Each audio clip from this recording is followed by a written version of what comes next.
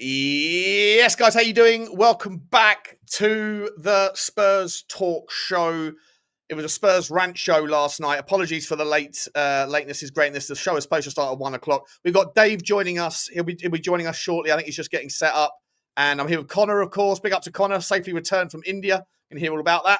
And he got back just in time to watch our absolute... what was that? I'll bring Connor in just a second. We've also got Johnny H is going to make an appearance at 1:30, and we've got Sava as well. Listen, for those of you that watched his show last night, I just want to do a shout out, a little apology to you lot. I was absolutely smashed and angry. And when you're drunk and angry, Drangry Sean can bring out a bad version of me. So I apologise if I sort of ruined the show a little bit with my over talkativeness. But listen, another day and another attempt. I'm not drinking. I'm putting down the alcohol. It's just sober Sean today. Connor, how you doing, my man? Good to see you. Yeah, I'm good, mate. I'm good. It's good to be back on. It's been a while. But yeah, it's good to be back on with you, but it isn't necessarily good to be back on talking about this fucking shambles of a result and performance. But anyway, we'll get into it. But I'm good. Good to see you, man. Good to see you. Guys, please do the honours as you know by now what we need from you. We just need the like button smashed. We need the sub button smashed as well. By the way, check you're still subbed. I'm sure you guys all are that are watching this, but every single day, like I seem to, I don't know, get like 10 subs or whatever for my videos, and then I wake up the next day and there's like, I've lost 15 subs. I don't know what's going on. We went through the shenanigans that had to shenanigan about 2 years ago with all this stuff. Like they've just people like, I think the algorithm goes through it and just like unsubs things that they think are bots or whatever. So double check you're still subbed, but I appreciate you. Hit the notification bell button. They should be squeezed, and also drop your comments and let us know what your thoughts are. Connor, shall we start with the formation or the team selection and the formation? We went with a back three, a system that everybody, in fact, just I'll say that Dave's joining us now. I'll bring him in. Big up to Dave. When he gets his camera turned on, I'll let him get his camera on in his own time, and I'll bring him back in a second. We went with the back three. I was asking for a back three. I wasn't expecting to see it this quickly, but obviously I think it was all down to waiting until we had. Well, I thought it was going to be when we get some players back that could do it, but then it turned out we didn't actually have any centre backs on the subs bench yesterday. So if there was an injury to one of them, then we would have had to have pivoted our formation straight away. We went with Jed Spence at right wing back or right back. And Destiny Udogie on the left, and then double pivot of the most offensive double pivot we can go with in Polinia and Bentancur, and then we went with the front three of Odegaard, Kudus, and Richalison. And from about the first three minutes in, it was one-way traffic, wasn't it? What did you think of the team selection and the formation, my man? Yeah, so I think similar to you and a lot of the fan base, I think we've all said that we've got the players on paper that you'd think are free at the back suits, right? And but what I'm hoping is there isn't this view because of how badly yesterday went. Oh no, we definitely can't use free at the back, because I think there was some fundamental issues with the way that we actually implemented that system. So I don't think it was a system issue. I think it was about approach and personnel that was picked and Right. the overarching tactics. Because I mean, look, systems are systems. Whether we play three at the back, four at the back, is that's all overridden in my view by the way that you actually approach a game and the tactics that you implement over that system. And so there were some fundamental issues, I think, with selection. I think, there's a massive argument to say, why didn't you play Porro over Spence when you're actually picking three at the back? So Porro has that sort of defensive protection around him, and then you go even defensive in that choice at who you pick at right wing back. Completely opposite to the PSG game where we were aggressive in that three at the back and the wing backs were pressing high and we were pressing man to man high. We completely just sort of regressed into this 7 at the back effectively, because you had the 5 plus Paulinho and Bentancur. You're then playing long balls effectively to try and get out, but you pick Odegaard, who is a sort of ball to feet winger, who can link up play. That I didn't even know where Odegaard was playing, to be honest. Was he out wide? Was he I don't know. inside? I think he was a 10. I think he was apparently like a narrow 10. It was completely. and if I sort of reflect, again, the system was slightly different, but if you look at the way we played against Man City, where we did play the ball long at times, you sort of had Sarr playing to pick up that second ball, right? When it was bouncing back, we didn't have any of that. So I think there was just massive issues with the way that we approached the game rather than the system necessarily itself. Yeah. And to me, we're going to come on to Frank, and I've obviously been an advocate for Frank, right, in terms of him being selected, but there's some worries, I think, in the way he's approaching some of these games. I think even before the game, he's talking so significantly about set pieces, and that felt like the actual reason he brought Danso in, rather than because he wanted someone to take a long throw in, almost, rather than actually because this is the way we want to set up with a three at the back. It was almost, I'll get him into the team so that he can take a long throw in. Yeah. And there just seems to be this obsession. And I know football's moved this way a little bit, but Frank seems to be really into this around obsession on winning duels, set pieces, taking long throws, when we need to be doing more in terms of in-game possession as well. And look, I don't mind going to Arsenal away and appreciating that Arsenal are 6 years into a project. They've got a second 11 that would probably finish in the top 8 in the Premier League. They're a much better team and squad than us. And I don't mind losing, but the way that you go about losing in your approach game, I thought it was an absolute shambles and a disgrace yesterday. Yeah, listen, I can't disagree with anything you're saying there, mate. I think I echo all of those sentiments. We'll come to Thomas Frank in a second, no doubt. Dave, welcome back, mate. Haven't seen you for ages. How are you, buddy? Yeah, not too bad, boys. Bit bitter after yesterday, but sure, look, it is what it is. We move on. Yeah, well, I mean, the fan base are up in arms. I've seen massive pivots, massive quick 180s, flip-flopping. The patience is run thin. We'll come to all that stuff in a second. We're just asking Connor there about the general setup, the approach to the game. Went to a back five. I see people in the comments saying probably not a bad idea to do it, but maybe the wrong game to try it. Maybe it's the right game to try it, but either way, to me, mate, a back five model doesn't have to be employed the way it was employed.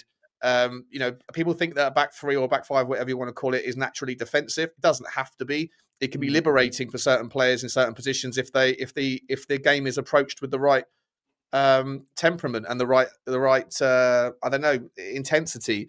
But it felt like we just used the opportunity to essentially put 8 men behind the ball and then hope that we would clear the ball and then lump it upfield to Kudus or Richalison and see what would happen. But what did you think of the tactic, or sorry, the setup, the formation, and the approach? Yeah, to be honest, guys, I mean, for me, before we got the good injury news, I would have preferred a back five going in. I think we would have had no option. We would have been short midfield, short up front. But given the injury news, I sort of changed my opinion and said, you know what? There's no reason why we can't go for a 4, play our 4-2-3-1. But in general, look, I wasn't surprised when I see the 5. I thought we were going to go for that. Frank likes to call it his special operation, like he did against PSG. And to Connor's point, I don't really have a problem with it. It's and your point, Sean, it's how you implement it. Like out of possession, we just sat off them like we did against Monaco, allowed them to build up from the back, then get the ball out wide and just come at us.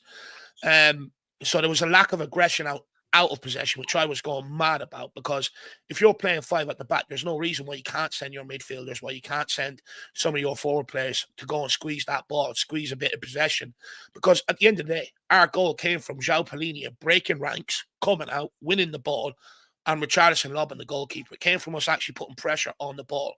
When we were winning games earlier on in the season at the start, we were getting high, putting pressure on the ball. Since we've started dropping off teams and allowing them to work the ball around the pitch, results have completely tailored off. So I wasn't happy with the lack of aggression out of possession, but also in possession. And this is something I've been screaming about for a long, long time. What's the game plan? What's the idea to get us up the pitch? At the end of the day, if you're going to set up a 5 at the back, you have to have a game plan to get you up the field, to win free kicks, win throw-ins, or have players that can drive with the ball to get you up the pitch to relieve pressure. Because if not, whether you play a 5 at the back or 4 at the back, the way we implement it, you're going to concede, because it's just the ball coming one way all game long. So there's no game plan in possession to be able to alleviate or relieve some of that pressure from Arsenal, slow the game down a little bit, and try and push ourselves up the field and get bodies up the field that way. And that's where things went wrong yesterday. You can set up with a back 5, but it was a back 5 to contain Arsenal and look to take a point out of it. And also, I'd question, once we went behind, what was the game plan to try and get us back into the game as well? I don't think all these things were factored in when employing this system, and that's why it looked as bad as it did yesterday.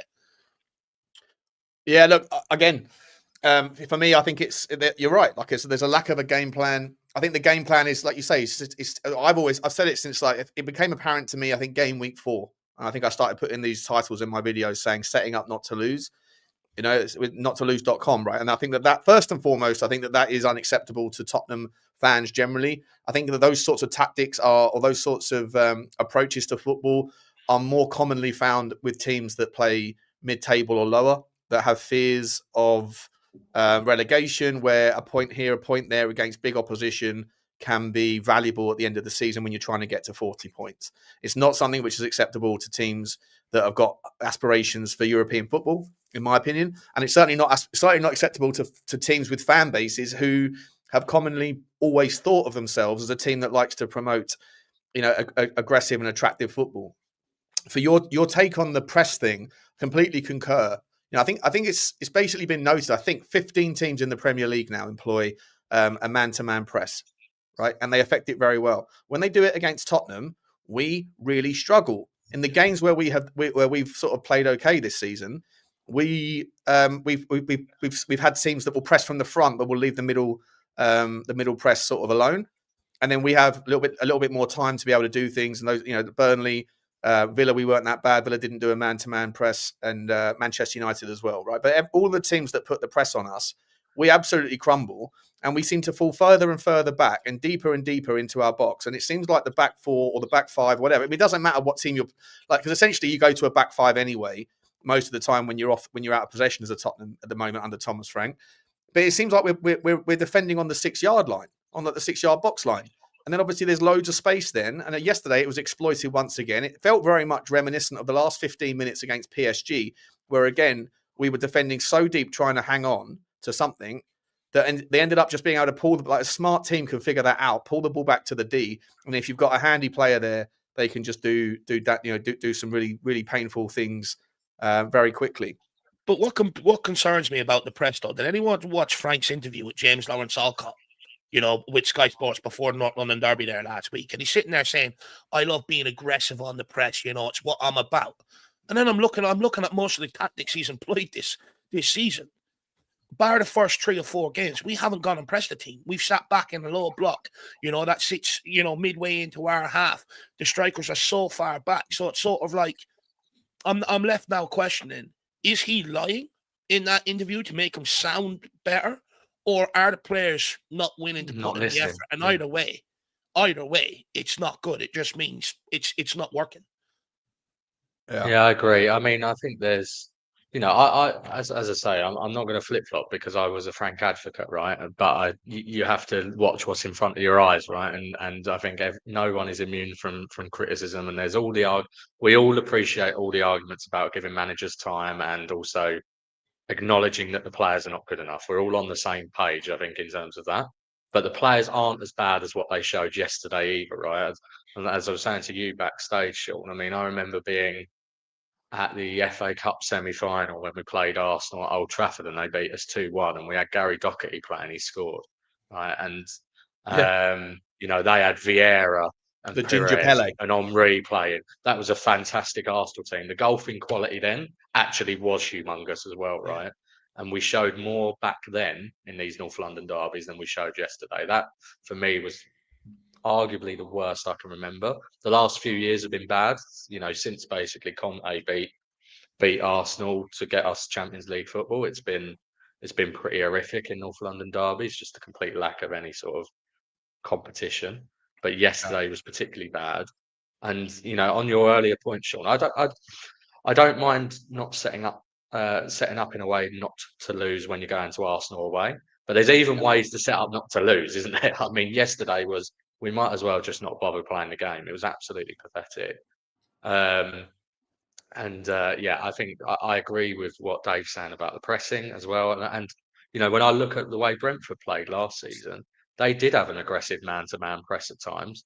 When they did settle, they settled into more of a mid-block. We are literally now, we've dropped another 20, 30 yards from that low block. But then in this bizarre way giving Eze 10 yards of space on the edge of the box for all 3 chances, which are basically carbon copies of each other. It's absolutely, I mean, where was you got 3 centre-backs plus a double pivot playing, and Eze's standing on the edge of the box getting 3 shots off. I mean, it's outrageously bad. Yeah, I completely agree. Big up to you, Sava. How you doing, mate? I'm good, my man. I'm good. Hello, guys. How are we all? Yeah, good. We're just trying to dissect the sort of temperament at the moment. I think we haven't really got past the initial tactics. Johnny's joined as well. Big up to you, Johnny. How you doing? Oh, been better. Oh, you're very low, mate. Your mic's very low. Low? Yeah, can you turn it up a little bit? Is there like a dial on your mic or? No. Don't. Can everyone else hear? Maybe I'm speaking too quietly. Oh, that's better. He's all right now. You're good now. I think it was just me speaking. To be honest with you, I think it was just me speaking quietly, suffering from hangover, depression, and fatigue. How you doing, Sava, Connor, and Dave? Nice to see you guys. Very impressed that you're managing to smile after last night. I also feel like the odd one out here. I'm the only one without a hat on, aren't I? Yeah, go and get yourself. There you go. There you go. We're back in the game now. The There hat you go. crew. Sab, I'll come to you, mate. Do you look? We were just talking about the formation, the back 5 thing. We saw the way it's set up, the way it was. I don't know whether it was implemented. I think where we were just touching on was, Thomas Frank's sort of testimony when he's talking. He says things like, if you don't take a risk, you're taking a risk.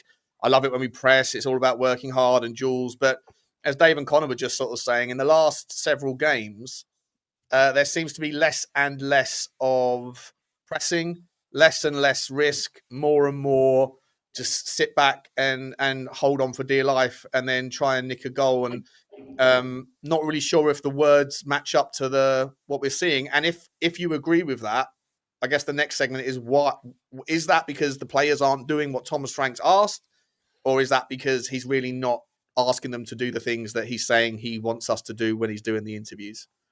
Yeah, I think, as I said yesterday, that the thing that's frustrated me with Frank and the way Spurs are set up is when we started this season, we were pressing. And I've always maintained, I can't change my philosophy on this. I've always maintained, I don't think we're ever going to be a good footballing team until we buy better footballers. However, it's the other things that make you a good football team that we stopped doing. We stopped pressing teams from the front.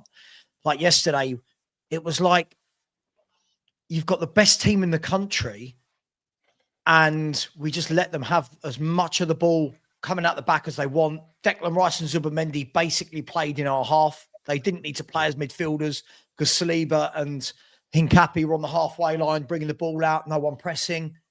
And that's what's frustrated me more than anything. It's not really about the formation for me. I don't really want to see the back 3. I've said it for ages. I think everybody clambering for a back 3 is hanging on to hope of something that isn't there. I don't think the back 3 works. I think it takes away from our best player in Kudus. I think he is the one that we lose the most from a back 3. I think you've got to get him on the ball out wide. You've got to let that man have some space to run at defenders. When he comes inside into the middle, he's just got so many midfielders and centre halves in and around him. You lose all of his ability. So for me, it's not so much, Sean, about the formation, but for me, it's more about, why is the pressing stopped? Is it because we're now doing 2 games a week instead of 1? Is that why the pressing from the PSG game and the Man City game stopped? Why have we stopped putting teams under pressure like that? Because players can be as limited as you want. Yeah, I think Brennan Johnson is a horrific footballer, but he can press, right? He can press. Yeah. You don't have to be a technically gifted footballer. Richalison can press. So pressed well yesterday as well. He's the only one that did. He was the only one that pressed. He was like the lone presser. I mean, how bad must we have been to highlight that Richarlison, listen, I stood up for Richarlison for way too long. I put my hands up. But even he yesterday was pressing on his own. And I said to Sean earlier, he was having a go at other players, a couple of the midfield. I'm trying to remember who it was, going mad at them. They weren't pressing. He was pressing on his own and turning around, and they're just passing the ball left, and the other guys hadn't moved. There's no excuse for it. You with can also these see players, with average footballers, you can get those fundamentals out of them. And for me, that's what I like. When Thomas Frank came in, what we saw was that. And it was like, yeah, you're getting the best out of what you've got. And listen, I am a Thomas Frank fan. Listen, I think all talk of Thomas Frank out, I think is just, I think we'll just be going round in the Spurs cycle. I think it's silly. But he needs to go, he's not blameless. He needs to go back to getting that out of them. And I genuinely think that, I've said before, I don't think he knows his best 11. I don't think many of us actually know our best 11, if we're going to be brutally honest. But I think we need to get a best 11, stick to a formation, and I think we need to go back to the basics. Richalison, this comment's perfect. Richalison pressing on his own, you might as well not. There's no point. You've got to press as a team. Yeah. And this is what I see the weaker no disrespect. This is what I see the smaller teams in the league do. It's not that the smaller teams in the league are better at football. It's not that they're better technically. They run through brick walls. They work hard. They'll give their all. And that can take them so far and yada, yada, yada. Why have we stopped doing that? That is my biggest criticism of Frank. So everyone going, and everybody else, Sabah, every other, I think it's 15 teams in the Premier League from what I saw on some stats are implementing man-to-man press throughout the team. Yeah. Can I ask a question? Was Pape Matar Sarr maybe a part of the reason why we're dropping off so much? Because when he was in the team at the start, we were pressing teams high up. You go back to the Burnley game. He turned over a ball, set up Brennan Johnson. He turned over a ball, played kudos for Richarlison's goal against Man City. We pressed the living shit out of them. We forced them into mistakes. Sarr was key in that. And then all of a sudden, he just took Pape Matar Sarr out of the team, even though the guy was involved in nearly every single goal we scored, all the way from pre-season up to a certain point. And I just don't understand why he took him out of the team. I think it was to maybe accommodate Xavi Simons, but by doing that, I think it's disrupted the flow and that we were sort of in. And since he took Sarr out of the team, we're not dropping anywhere near as much, or we're not pressing anywhere near as much. He's got great legs, Dave. I mean, not like great legs. Like I love his legs. He runs around a lot. And look, there's no fucking excuse, right? I'm a Frank fan, but we saw with Sunderland 2 weeks ago. What did they do? They pressed them. They hurried them. They were fighting for every ball. The first ball, the second ball, the third ball. They had a will to win. That wasn't a derby. That was about pride. That was about playing for pride, playing for passion, playing in front of their home fans, right? And they hurt Arsenal. They worried Arsenal. They were man for man. They're nowhere near Arsenal. But it shows you when you press, when you battle, when you believe in what you're trying to do, that you can get a result. Yes, they nicked it at the end, but they gave Arsenal a hard time. We did absolutely nothing. Nothing. It was powder puff. Arsenal didn't have a worry in the world. And you know what? The only one time when we scored that goal from Richarlison, the way Arsenal managed the game, they thought, you know what? Hey, the momentum could change here.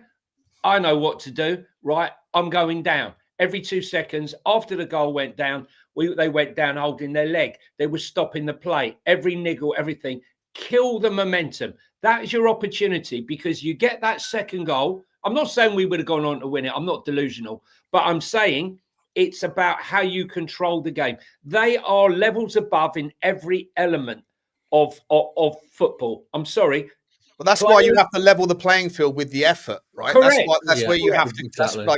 That's why people say form goes out the window on Derby Day, because Everton do not let Liverpool off the hook, right? Yeah. Manchester City and Manchester United, Newcastle, Sunderland, like those games. It doesn't matter who's got the supremacy and the talent. Obviously, those things still count. But if you don't try, and you are the inferior team, then you're going to get walked past, and that's what happened yesterday from literally minute one. But the problem is, though, heading into a lot of these games, and it's been a common theme all season, I do think Thomas Frank is paying far too much respect to the opposition. You can hear how he praised Bodo and some of the other teams. And I think what you're seeing is look, like we sort of spoke earlier, I don't really mind about the formations we're heading into the games with, but I think it's the way we're employing them. We almost showed the teams far too much respect, and even some of the smaller teams. And I'm not being funny, when you're at a club like Tottenham, especially your attacking players and stuff, They just care about what they want to do and how they're going to hurt the opposition, rather than all the focus being on the opposition. And when you're trying to tell some of our players, you know, to worry about, you know, this threat from Burnley and this threat from Leeds and stuff, I guarantee you half of them players are sitting there sort of scratching their head, because it's also a massive 360. You know, with Postecoglou, it's just worry about yourself. This is what we're going to do. This is how good we are. With Thomas Frank, it's more so respect the opposition, set up, you know, to contain the opposition and stuff like that. And I think that's where Frank is going wrong. I do think Thomas Frank needs to adapt a little. I think there's always an element when a manager from a smaller club makes the jump to a bigger club, he has to adapt this style of football. Like when we hired Thomas Frank from Brentford, he had some of the lowest possession stats in the league. We're starting to see that, you know, here at Tottenham, especially in first half of games. You know, it was a huge problem for him at Brentford.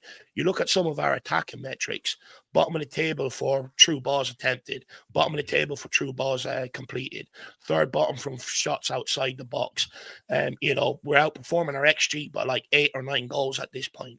You know, and that's the area there when we first hired Thomas Frank that I was most concerned about. You know, is he going to be able to play a palatable brand of football for the Spurs fans? And is he going to be able to get that forward line going? And, you know, to be fair to the guy, he has been giving kudos. He has been giving Xavi Simons. He has been giving Colin Mawani. He's not working with the exact same front line that we had last season. And to be honest with you, it looks worse, and it's getting worse. You know, the players are worse though. But sorry, I've heard as much as I'll be balanced with it. You never mentioned we signed Simmons. You never mentioned we brought in Mawani to try and help the situation. Sure, but Mawani, how much football has Colin Mawani like? How have we played one full 90 minutes with Mawani or 2 games in a row with Mawani up top? When we're saying he's playing with a different forward line. Yeah, you've got to remember, James Maddison is well advanced of Xavi Simons. James Maddison is a seasoned, experienced. Now fans are saying it. When we sign these players, fans are wanking themselves off. Hang on, Dave. Let me finish. Right? That's the truth. But let me finish. The difference is Xavi Simons needs time to come into this league. He's not James Maddison levels yet. James Maddison's an experienced Premier League playmaker who for years and years has scored loads of goals, got loads of assists. He's Premier League proven and ready, right? Colin Mawani has come. By the way, I don't even think Colin Mawani's that good. I think Colin Mawani's all right. He's not a prolific goal scorer throughout his career. He's okay, Colin Mawani. And we've seen him. I mean, have we seen him in back-to-back games? I don't think we have. Other than that, you look at that forward. I'm sorry, Dave. I look at that forward line. It's got worse. It's got worse and worse. The last 5-6 years, it's going downhill. And now we're finally at the stage where you've got no Son or Kane. Neither have been replaced with anywhere. You're not going to buy a Son or Kane, right? We know we don't sign that quality level at that. We make them. And we have not gone and got anything that's even half as good as them. And I think that, listen. Well, you don't think Kudus is a... I think Kudus is a really good player. I think Kudus needs other players around him to be able to play his game. Needs to up his game. Yeah, but that isn't helped, is it? That isn't helped by the fact that whenever there's a big game, we drop Simmons then. You know, like yesterday, this seems to be something that Frank keeps doing, right? What does that tell you, though? Plays a game, then he gets dropped. Yeah, but then you're not helping to ever build those sort of attacks. What does that tell you about fans asked for that? Frank has used 17 different combinations. Half our fans asked for Xavi Simons not to play yesterday, and the same fans then had a go at Frank for not playing him. And this is what I'm saying is we keep changing on our minds on what we want to see every week. Now, and I don't think that helps him. And as I said, there's no excuse for the application we saw yesterday. There's zero excuse. I'm not going to sit here and excuse that. Same with Chelsea. But I don't think he knows his best 11. I don't think any of us know a best 11 because I don't think we've got good footballers. I think we've got a very average bunch of footballers. If he's so good... Go on, sorry, Dave. No, I was going to say, to back Savo up there, you know, he's used 17 different front combinations in 18 games. And we wonder why we're so shit going forward. You know, to Connor's point, you know, 4 players need to play together to build that understanding, the patterns of play, you know, understand each other's game, movement, where they want the ball, all that sort of stuff. You know, the 4 players need continuity. They need to be played with more or less the same sort of players to build that. And that's where I think Thomas Frank has gone wrong. The fact that has he been able to do that, though? Odegaard's been injured. Kudos has been injured. Mawani's been injured. How's he been able to do that? Sava, earlier on in the season, he was making rotations left, right, and centre. You know, But well, Dave, that's fine. You haven't answered my question. How do you do it when all those players are rotated injuries? How do you do that? What do you mean? Not all of them have been injured. He's made the ones that have been available. Johnson hasn't been injured this year, for instance, and players like that. But it's more than Johnson. Like, you know, Kudos, yeah, he's missed 1 or 2 games through injury and stuff like that. You know, but Maddison, Solanke, and Kulusevski are the ones that are sort of out long term.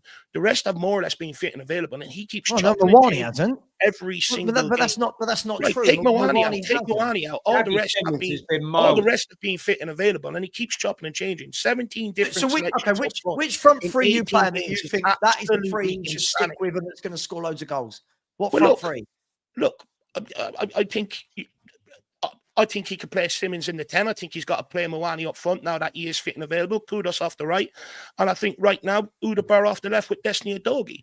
I think that would be the best combination. But he's not giving any of these forward players a real chance to really get out there and shine because of how deep he's making them sit. It's nearly as deep as Nuno made Kane and Son sit, and even he couldn't get them going. But B, it's all the different combinations. You're not giving players time to build up the patterns, confidence, anything like that, and it's hindering us going forward. It really is. Sure, I understand that, but what we change our minds on that every week. So. If we're going to say that, we want Simmons in the 10 and Mawani in the 9. You brought up injuries. I didn't hear you mention injuries last year as an excuse. Hang on, Dave. Hang on. Well, slow down. All right?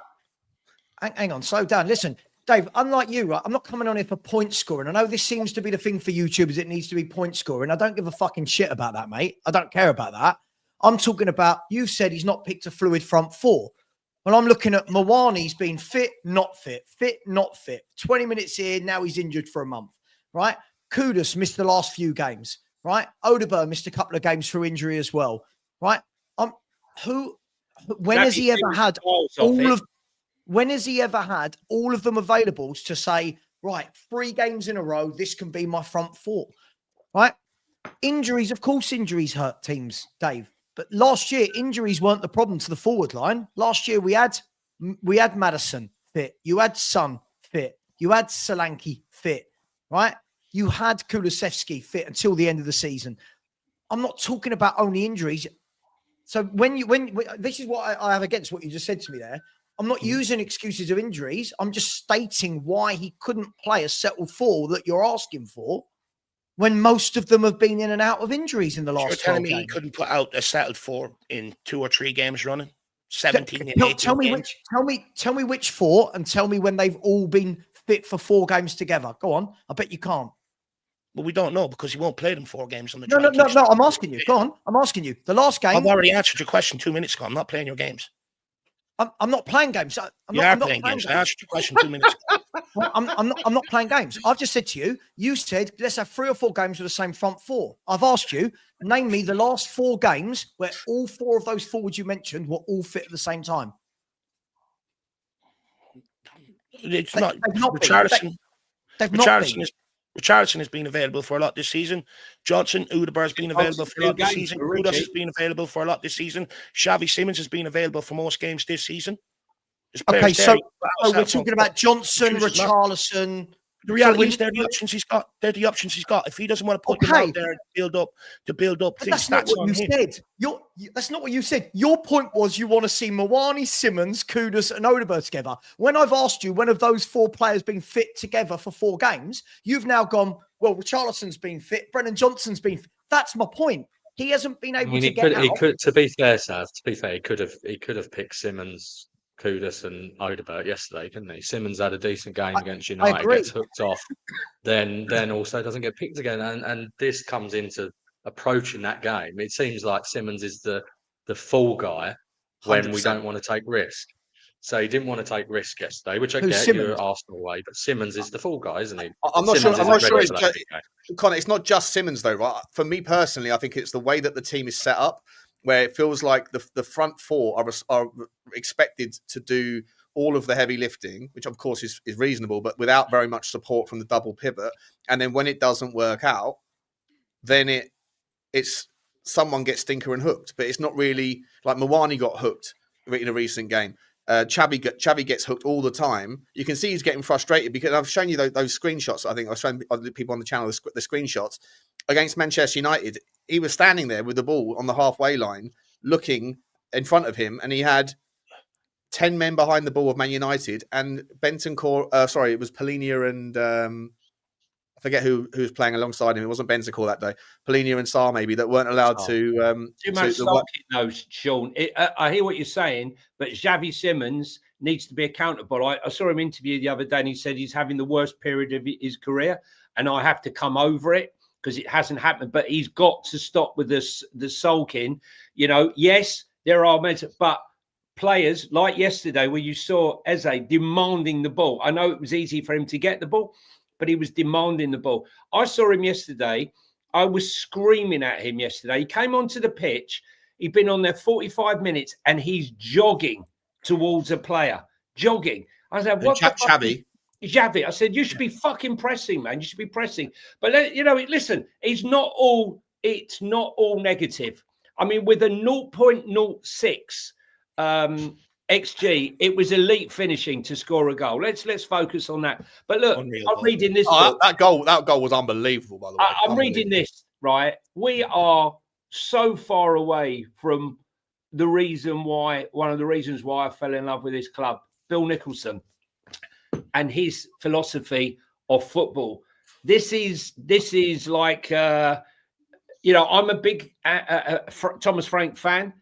But this is not set up correctly. We had 7 defensive players in that starting lineup, and it was all to me, when you're set up like that, Destiny can attack, Jed can attack, but we just didn't. It was limp. But I will say it again and again and again.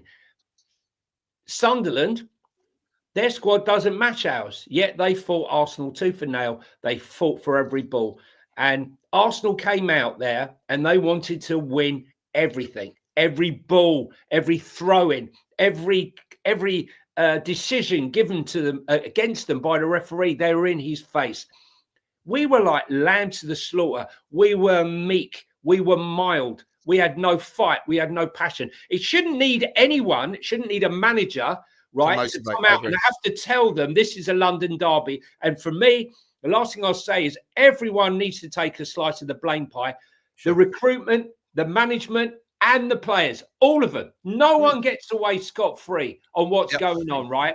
And this sort of identification of an individual is a cheap cop-out, right? No, I hear you on that, Johnny. But let me ask you this, right? I'll open it. I'll start with you, Johnny, and I'll pivot back to the to the rest of you guys to chime in. You look at Arteta, like for me, like a dog often looks like its owner, right, or behaves like its owner. I feel like the manager of the football team, like you, Sean. Bugsy absolutely behaves like me. She's a nightmare. She's mad and she's a grumpy little shit and she's pissed as a fart most of the time. So I feel like Arteta, the way that he behaves on the touchline, it pisses every other fan off, right? Won't stay in his box, kicking every ball, screaming and shouting in the faces of the fourth official. And he's like that. It's like emanates out of him into the 11 on the pitch. And I think with Tottenham, at the end of Ange Postecoglou, you saw that kind of meek, bar humbug, scuffing the floor, kicking. You see it with Amorim, right? Like if you see Manchester United can be really meek. So some good players, but Amorim doesn't have that kind of that thing that I don't know, inspires just from the visual caricature. And I think with Thomas Frank, as much as I kind of like the fact that he's always playing with his board, and I'm thinking, oh, he's got some ace up his sleeve here. He's going to pull some magic out, some rabbit out of the hat. What I'm seeing more and more is like what he represents is kind of a little bit emanating through to the players. Like it's a fear. There's a fear factor that we're kind of scared of what the others can do, as Conor was saying earlier, and I think you're spot on. We're set up not to lose. We're concerned more with the threats that the opposition pose than what we can do to them. And Cochrane, I was like so in love with the idea of Cochrane being part of our coaching setup. Whenever I see the camera pan to the bench now, Thomas Frank's just talking, saying things, and all Cochrane's doing is scribbling down notes, like he's a dictaphone, like he's a receptionist, or a secretary rather, taking minutes. And I'm thinking, like, what's going on? And I just feel like, sorry, Johnny, all that rant was for a question for you. Do you feel like Thomas Frank's energy is it represented in the team, kind of like the way Arsenal's is through Arteta, or Arteta's is through Arsenal? Listen, I hate Arteta, but I would say I hate him more than I've ever hated a manager, because he's on that touchline. He's getting in the way of throw-ons. He's in the fourth official's ear. But he has coached all of them to within an nth, to every single dark art, how to go down. Every time they felt a hand, they practice a hand on the back, a type of hand, go down on the ground. They know everything, every little detail, right? And he's aggressive. He settles for nothing. He accepts nothing but the best. If you don't perform to the highest, you ain't going to be there. You're dropped. Thomas Frank, I think, is a very nice guy. And I think that is the problem. I think he needs to get dirty. I think he needs to get nasty. And, I think he needs to have a word with a few of the players, because it ain't good enough. It's not good enough. I personally don't think the squad is anywhere near good enough. That's my bag. I think you're kidding yourself if you think that. I think maybe Micky van der Ven is the only player that potentially gets into that Arsenal starting lineup at a push. Their strength in depth is insane. And as I said to you earlier, Sean, when they had Ramsdale, who I thought was a really good keeper, no, not good enough for us. We're getting Raya. They had Partey, not good enough. We're getting Zubimendi. Odegaard, we got Odegaard, but he's not playing so great at the moment. We're going to get Zubimendi. You know what though, mate? For all of their 1.1 billion pound in spend, I think Lubo brought this up on Spurs 5 last week. The net spend of the two clubs is, in Arteta's time, it's not far off. No, it really isn't. That is my point. Our recruitment has been absolutely shocking. I'm not listening to anybody. You can kid yourself as much as you like. It's not good enough. You look at their bench. Look how many injuries they've got. It doesn't affect them. Noni Madueke, Havertz, Gabriel, Jesus, right? And others, Odegaard, right? I mean, most of those would start for us. And they're not even on the bench, and they weren't even phased by it. And then you look at their bench. I mean, come on. We need to be recruiting at another level. And unless we do, this is what we're going to have to suffer for a long time. I'm afraid. Yeah, I appreciate that. Just quickly before I bring in everyone else, good to see you, Lubo. Appreciate Sydney saying this. YouTube keeps unsubbing me. As I said this at the start, like my channel jumps up 10, 15 subs when I put out a video, and then it loses 20 the next day. I don't know what's going on. So everyone, please double check you're still subbed, not just to my channel, but to all the channels you sub for. I just want to quickly do a couple of super chats, guys, and then we'll carry on the conversation. Big up to Toby something. big up to Cat Funt. I love the names. He starts the super sticker train, and with that we go choo choo to you very much indeed.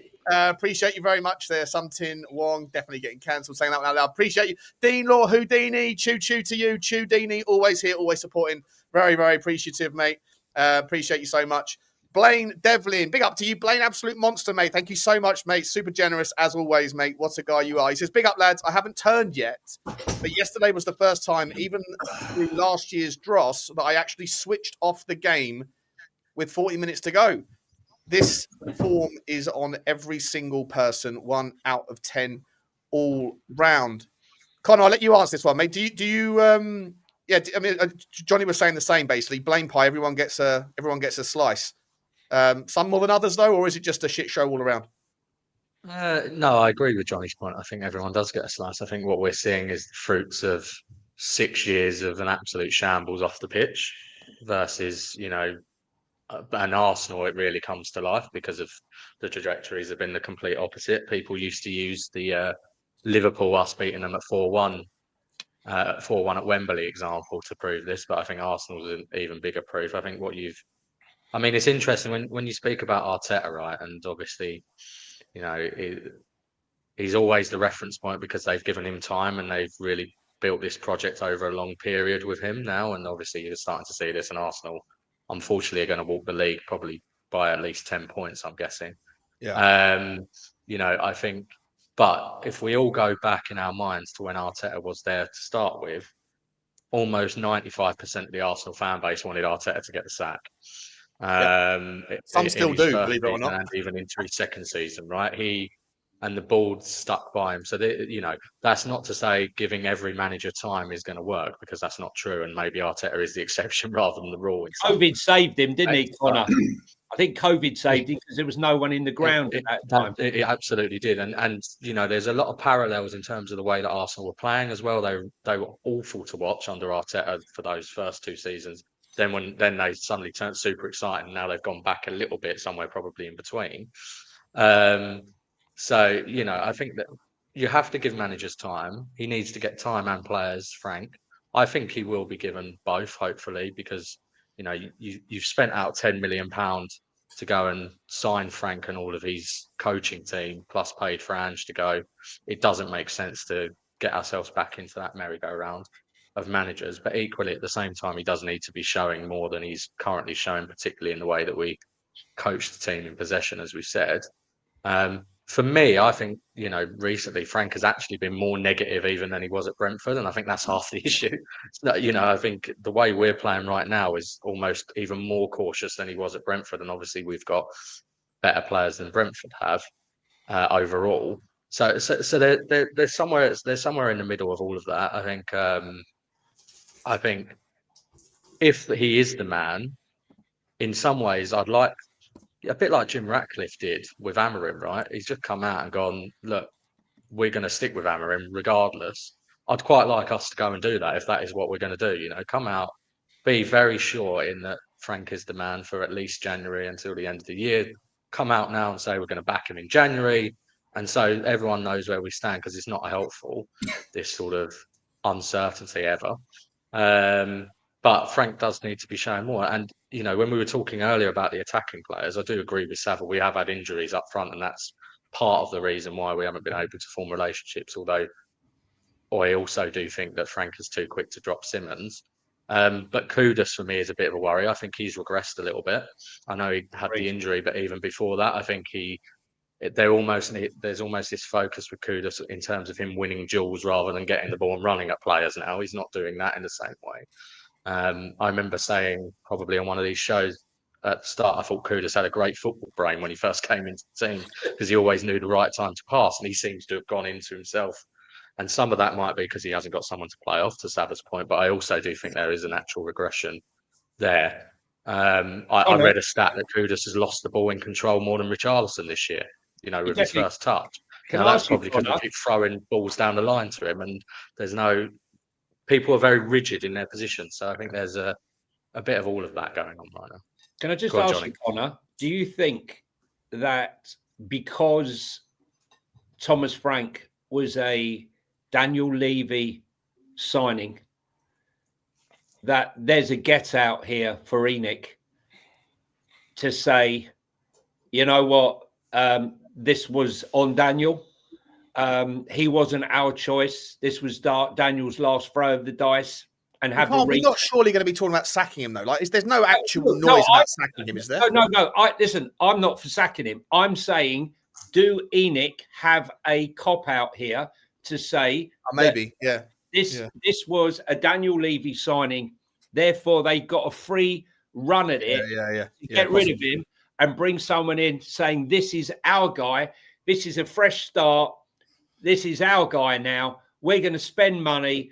This is the guy that we want, whether it's a Glasner or a Riola or whatever. This is the guy we want. This is the guy we're going to back. This was Daniel Levy. Everything that's shit was Daniel, and now we moved on. They could do that and get away with it. I'm sure they would try that if it ever got to that stage, but it would obviously be complete bollocks because of the fact that Vinay himself came out in the interviews, and we had these 30 managers on the short list with the 10 points, and Frank ticked every box, and so I think it would be completely disingenuous, but it wouldn't shock you given the job that they've done, to use Sean's phrase, of lipstick on a pig since Levy went anyway, right? So it wouldn't shock you, but it would, for me, to your point, it would be absolutely the wrong thing to do. I think, look, with managers, for me, there's only two real reasons you sack a manager mid-season. I think is if you're, particularly when it's their first season, right? I think if you're at danger of relegation, or there is absolutely an upgrade available, right? So when they sacked Nuno, for example, I think Nuno was destined to fail because Kane didn't want him there and he was the 7th choice. But they knew Conte was available, right? It was clearly a massive upgrade on Nuno. Yeah. Who is available right now? Who is a massive upgrade on Frank? I don't know. And Postecoglou. For me, you give him the season and you give him time. Sean. I just want to put this out. I just want to put this out there, okay? So I saw this. I see this morning. Lubo and Stel were going at it in the WhatsApp group. At this point last season, we had conceded 14 goals in 13 games, and we had 19 points after 12 games. This season, after 12 games, we've conceded 14 goals, and we had 18 points after 12 games. Obviously, it all fell apart for Ange when the injuries came in, and everything about now was when it started going tits up. I'm not suggesting, of course, I wasn't. But we started with the injuries this time. Yeah, we started with the injuries. Dave, I mean, is there much in the way of is that stat meaningful? What's that? The stat about the fact that this time last year, people saying we started well under Thomas Frank, and we have to a degree, but we're in just as good or bad a position as we were at the same time last season under Ange Postecoglou, and he ended up getting the boot by the end of the year. Yeah, look, personally, I was one of the ones that maybe once we won the Europa League, maybe considering keeping on. But in hindsight, I think he was the right decision to sort of, let him move on. But look, when it comes to Thomas Frank, I'm not near Frank out. Don't get me wrong. I think if results and performances keep going that way, I think eventually, everyone's going to start reaching the end of their tether. But I also think there's a fair discussion to say, is Frank actually the right guy moving forward? And I agree with Connor. There's no one out there now that you would say, get rid of him. There's an upgrade out there available. So I think naturally you're going to have to give Frank a little bit more time. But when you look at how Brentford are performing this year in the league, after losing the manager, coaching staff, some of their best players this year, and the fact they're only sitting 2 points behind us, I think it does beg the question, how much of Frank's success was actually down to Brentford's scouting model and how successful it actually is, and how much of Brentford's success was down to actual Thomas Frank. And I would say the fact that they're sort of continuing it on maybe highlights that, the way Brentford is running their scouting model is a bit like Brighton, where it's set up to keep them at a certain level, regardless of the manager. We've seen Graham Potter leave Brighton. Everyone thought he was a fantastic manager, went to Chelsea, never been the same since, and I think there's that question around Thomas Frank. And I also think there's a fair question to ask. Why did Man United and Chelsea not give him the job? I think why did they pass on him? I think they're fair questions to ask about Thomas Frank. But like I said, we'll see how we get on up until Christmas and take it from there.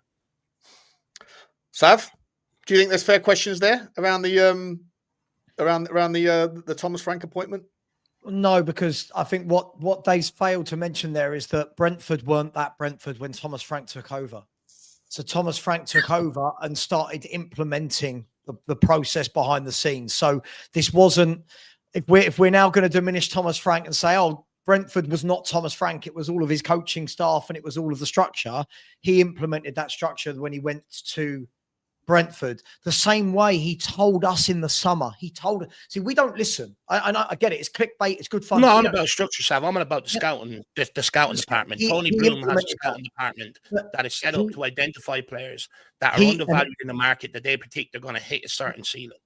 Sure, but he implemented that. And if you look at what he told us in the summer, what's the thing he said as we were getting into that? He said the model sucks. He turned around and he basically did, didn't he? I mean, without those words, he basically said, this model isn't fit for purpose. They don't understand what I want.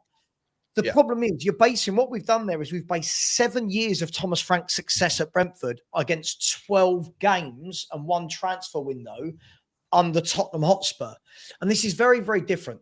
Listen, I'm not in any way, shape, or form, Sean, sitting here going, "Oh my God, Thomas Frank doesn't take any blame for anything." I'm with Johnny. I'm with Connor. There's a lot of blame to go around if we want to put blame on it. But more than putting the blame pie out there, I just think at the moment we're going to have to go through some short-term pain if we ever want any long-term gain. Now, that doesn't, Sean, we've talked about this loads of times. It doesn't mean that if Thomas Frank is here for 2 years, settles the club and then moves on, that it's the end of the world. It doesn't mean he's got to be the guy that starts a project and then in 5 years he's still here finishing it like Arteta. But the problem is we do need some period of stability at this football club, right? And whether or not, I just did a video, right? I sound like Mr. Box Office now, but I just did a video, right? If you check it out on FHTV, right? Where I said, if you don't know, if you don't know, if you take Thomas Frank as the 2 words, now put those in a bracket and now change it to any name, what I'm about to say applies. Ex-manager, we'll call it, instead of Thomas Frank, needs time. Ex-manager needs patience. Ex-manager needs quality players. Ex-manager needs transfer windows. Ex-manager needs to tinker, to change, to adapt, to learn. Whoever it is going to need the same thing. And the point I keep making about this, Sean, is I'm all for it. I'm all for it. If everyone is against Frank, I'm not saying anyone on this panel. If everyone's like, yeah, Frank must go, he's terrible. Fine, cool. We wake up tomorrow, Thomas Frank's been sacked. Let's start the game again, right? We'll start the game again and we go and bring in the 2 favourites or everybody's favourites are Iraola and Glasner. Fine, let's go and get Iraola or Glasner. Now you've got exactly the same thing that everyone's pinning against Thomas Frank. You've got Glasner, who is not an attacking manager. People need to get that out of their minds. If you actually go and look at all the data for Crystal Palace, they are not an attacking team. They are very much a pragmatic team who are hard to beat at the back and transition. They are not an attacking team, which is what is being levelled at Frank, right? Glasner also has, by the way, Sean, I love Glasner. I've got nothing against him. I'm just trying to look at it from the other side, right? Yeah. Glasner will come in, has one style of play.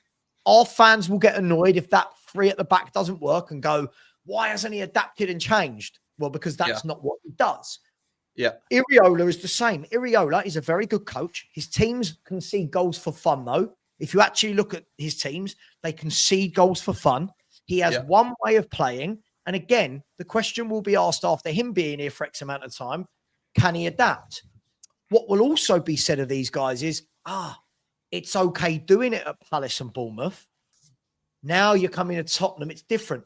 So my issue is all the names that people are mentioning, right? All of the names that people are mentioning, I've got no problem if any of those managers want to come in. But we will be sitting here in 3-4 months. Everyone will have a different reason as to why they're not happy with XYZ manager.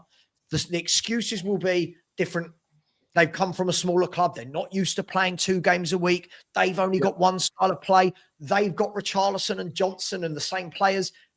Yeah. So my point is there's no perfect manager. There's no perfect system. Everyone's going to find fault whenever there's mistakes, right? We've had Jose. We've had Conte. We had the winning managers. We've had those managers that win. We've had Poch. We've had Redknapp, the attacking managers. We are still sitting here 17, 18, 19 managers in the last, Lubo will know, he knows everything. What is it, 18 managers in the last 25 years, Lubo? Something like that? It is. Right? It is. 18 managers in the last 25 years. And the problem is, I'm not going to die on a hill for Frank. When he goes, the next manager comes in. But if we're going to do it so soon, right, what message does that actually send to anybody? That we don't want to develop and grow with any manager at all. That's my worry about it, Sean. It's not that I think Thomas Frank is the greatest manager in the world, but I think he will bring some stability to us. And I think we need to strap on our big boy and big girl pants, go through a little bit of pain. Yeah. If we get to the end of the year and there aren't, and we're not seeing green shoots of attacking play, green shoots of defending, green shoots of transfers, fine, do what we've got to do. But 12 games, it's a real small sample size. I hear you on that, but I would say that it's like the environment, right? This is not just a Tottenham Hotspur thing. I remember a couple of years ago, Lubo, the average, I can't remember what it was last season, but the season before, the average tenure of every manager in the Premier League was like 16 months or something, right? Because you get a few people that hang around for several years, and that's based on the success that they can generate. Most teams don't get that much patience because football fans are entirely impatient generally right now because we're human beings and we've got caught up in the Netflix stuff and the Amazon delivery, and if you miss a tube train, you're furious that you have to wait 3 minutes for the next one. Like it's just everyone wants everything now or yesterday, and there's no tolerance for the process. Which I hear you on Sava's points there. Completely agree with you. It's just, I guess, doesn't mean I like what I'm seeing. That doesn't mean just because I like Frank doesn't mean I'm sitting there after the game going, "Cool, this is amazing." I just want to finally see something through. At least Ange had 2 years. We're sitting here after 12 games, and we've got. I don't think I'm being dramatic here. From what I'm seeing online, we've got like half the fan base at least. People coming into my chat, your going, Thomas Frank will never be it. Thomas Frank. Whoever's just said about Arteta made a great point.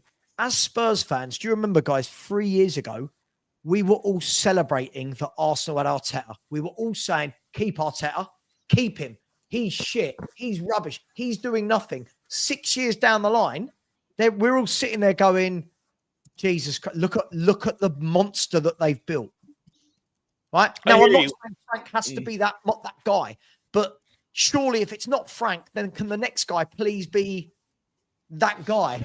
can we I hear it. I hear what you're saying there, Sava. I think the only question I'd have around Arteta and, would Frank do something like this is because, over the last couple of days, people have brought up Poch and Fergie, if them managers weren't given time. But when I look at all three of them managers, they dipped into the youth academy. And the reason why they done that was to change the sort of atmosphere around the club, to send out a statement, to change the environment, to sort of say, look, I don't care what wage you're on, how much we bought you for. If you're not doing everything for the cause, we're going to bounce you out of here. Like, he took out a Bammy and you start playing a Ketia, stuff like that. And I just wonder, is Frank going to do something that drastic at Tottenham to change the fortunes moving forward? Because when people bring Arteta, Poch, and Fergie to me, all three of them done the exact same thing where they changed the culture using younger players to send out a statement to the older players that if you're not going to do what I asked you to do, you're not going to play. And I just wonder, is Thomas Frank going to do something like that? Because I do think it's waiting for a manager to grab Tottenham by the balls and have the balls to do it. And I think once you start doing that, I do think fans tend to give you a bit more leeway. Let me bring you do that with. Just press pause now for 1 second. Sorry, guys. It's just because Lubo's been in for 25 minutes. I know there's 6 people on the panel and it's difficult to get everyone in. So forgive me for that. I know that also, Connor, you've got to go in a few minutes. So I just want to get a quick take from Lubo and then I'll give you last words, Connor, and then we can get back to whatever the question Sava wanted to ask. Lubo, just quickly on that take though, right? So, and I like, it's a nice steer actually from Sava and Dave there. First of all, yes, I think we all agree that he needs players. We know that January is approaching, but it's the difficult window. We know that we hopefully have owners that are going to try. We definitely tried to get what Thomas Frank wanted in Savio or Savinio in the window. We didn't obviously get that one over the line. But is there a concern for me, or is there a concern for you? Because I think there's one for me that players are going to look at, if we're trying to improve the forward line, players that might be willing to come to Tottenham, they're going to see what they're seeing and the way that Xavi gets stinker and hooked when it's not really his fault, in my opinion. I think, yes, he needs to up his game. Is there a chance that some players are going to see the style of football and go, I don't really want to be a part of Frank Ball if that's the way that they're going to play? Oh, it's a hard one. It is a tough one because we don't have the players at the moment to play the expansive football that we had under Harry and Poch. I think we started off the season very well with Frank. I thought there was some really good performances, right the way through, literally to the October international break. Since then, I think we've dropped off a bit. I'm just reading on social media today. The performances early on were much better with Sarr in the team. Sarr got dropped unfairly. Yeah, Dave made that point earlier before you came on. Yeah. That's a fair point as well. I think he's got to he's got to let the handbrake off a little bit.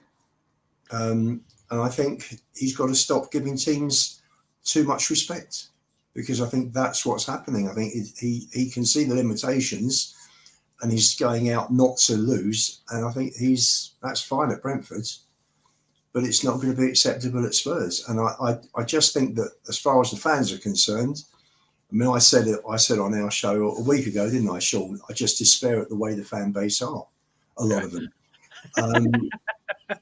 Blame the fans, Lubo. That's the way to endear yourself.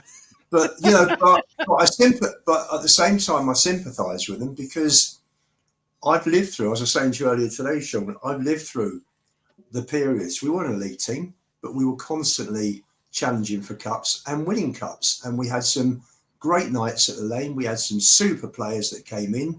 We weren't down the pecking order when we picked up Klinsmann and Gaza and Anderton and Sheringham and Waddle and Ardiles and Hoddle and all of these sort of players. We were there. We were at the forefront.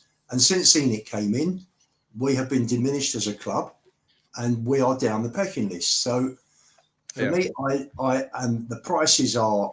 I'm sorry for the players that they have bought since the new ground opened.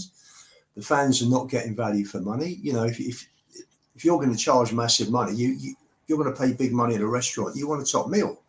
You're not going to go there and get the same sort of meal you can get at KFC. And unfortunately, that's what if you go to Monaco, mate, on holiday, even a cheese sandwich costs you 50 euros. Like that there are just, you know, it's the kind of the way the world works with. But we'll look back. Let me press pause, because I know that Connor's just got to jump.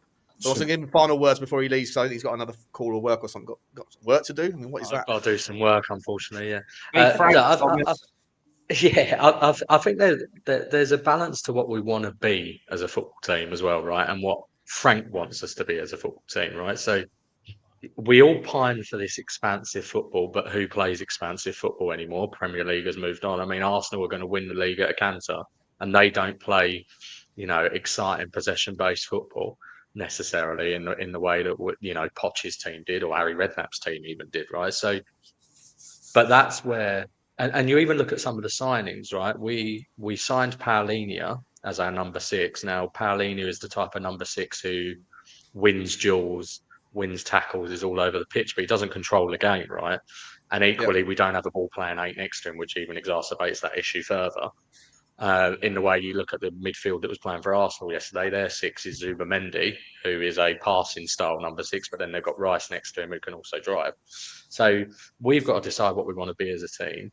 I think if you look at the players that Frank has decided to sign, with the exception of Xavi, which again, mate, this is where there's this mismatch in recruitment, because Xavi is the sort of 10 that needs to play in the pockets, right, and intricate little bits of play, whereas Gibbs White was a completely different type of midfielder if we'd signed him. So again, you know, your profile's all over the place. You get Muani in on the last day, who isn't fit. He's a certain, you know, there's still a lot of mismatching, I think, in terms of profiles.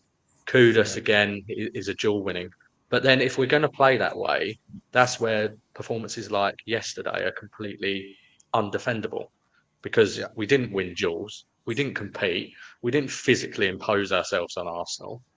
So we can't play with the ball because we're technically not good enough. So let's go down the route of being physical monsters that impose ourselves, and we didn't do that either. So then you've got, this is where the frustration comes, and I think we've got to pick, or Frank has to implement what way he's going to go with that, right? And I don't think our fans pine for that way of sexy football, which, by the way, won us nothing under Redknapp and Poch. I know we were much better, but we won nothing. And Poch lost to Conte, Chelsea, when we finished second, who played a physically demanding sort of way of playing. So we have to decide as a club what we want to do, and then stick with it for a period of time. The problem is when we chop and change managers, we seem to go to a completely different style every time. So then you have to re-sign players, and you're spending money after money chasing something without us knowing what our philosophy is. The fans seem to want this Tottenham way, because it stems back to a lot of the fans probably having their formative years with Oddle and Ardiles and the likes playing. But actually, for long periods of our history, when have we actually played that Tottenham way? You know, in the last 6 years, we haven't played it once since Poch went. So, yeah, I think that's what needs to be worked out. But whatever we decide, we need to stick with for a certain certain period of football time. Well said, mate. Well said, buddy. Connor, thank you very much for coming on, mate. Enjoy your Thank you, work. chaps. Take care, Connor. You See you, Connor. Cheers, guys. I just want to quickly finish off these super chats I never got around to doing, and appreciate everyone for sticking them in. And then I want to come back to that story because I do think there's a conversation there around whether or not certain players are going to want to join Tottenham with the stats that we're showing. And if we need to improve at the top end of the pitch, they're the players that are going to be looking at these stats and thinking 0.05 xg. Like, does Xavi Simons regret coming to Spurs? We'll come to that in just a second. So let me get Josh Caress. By the way, big up to thank you very much, Blaine, for that super chat, mate. Josh Caress says Tottenham Hotspur on this panel today. This season results won't turn the fans against Frank. An inability to inspire belief, fight, and bravery will. I think that's what we're sort of touching on. Whether or not maybe, and this is the next segment, maybe to certain players not enjoy playing Frank ball. Appreciate you, Josh. Frank already losing the locker room. There you go. We'll talk about that in a second as well. I don't know. Maybe the Ludgerman. Big up to you, man. Thank you very much for the super chat. Sydney68 says, give Frank time and a few transfer windows. I think that's what most of us are thinking. But there's definitely some question marks in the fan base. Thank you, Sydney. And Dermatron, big up to Dermatron. No passion, no fight. It was a North London derby, or did the players forget that? This is the worst football I've seen in 43 years as a Spurs fan. Big up, Sean and panel. Big up to you, Dermo. Hope you're okay, my man. Yeah, look, again, it's games like that, it's performances like that make everybody sit there and go, what are we doing here? Where did I come to in the chat? Dave, sorry, Luba. Let me finish up with you, and then I'll let Dave and Sava get back to what the questions they were going to ask each other, and Johnny bring back in as well. Do you think that, Lubo, that there's any chance that certain players are not going to want to come to Tottenham to fix the XG issues? Well, you've got to ask the question. When a player's approached, he's approached because the club want to improve. So what are they improving on? We're improving on A, B, and C. So he comes in. This is, Frank will sit down with them. This is how I want to play. I haven't been able to play up to now. I'm changing. I'm going to, the playing style, the attacking style is going to evolve, but he needs better players. And I think, people in football, they understand this. They know this. You're not talking to the average fan, some who might be totally clued in, others who are 50-50, and others that just haven't got a clue. You're talking to professionals. You're talking to people that are in the business that know and understand. So for me, I don't think it'll make a difference. I think Spurs is still a big club. They're still a big draw. Just saying what I was saying before, that I do despair with the fans because the amount of grief and frank out that I've seen today. We went to the best team in the country and got our backside smacked. And if he'd have played 4-2-3-1, it would have been the same result. Maybe it might have been 2-0, 3-0, 3-1, maybe. Should have been 3-1 anyway, because the second goal was offside. Another refereeing clang that wasn't fair. Yeah, I agree with that as well. Oliver. But 3-1, and people wouldn't be looking at it, I don't think, in the same way as a 4-1 defeat. A 4-1 defeat seems so much heavier than 3-1. Probably could have been 6-1 though, couldn't it? We didn't create anything apart from that magic.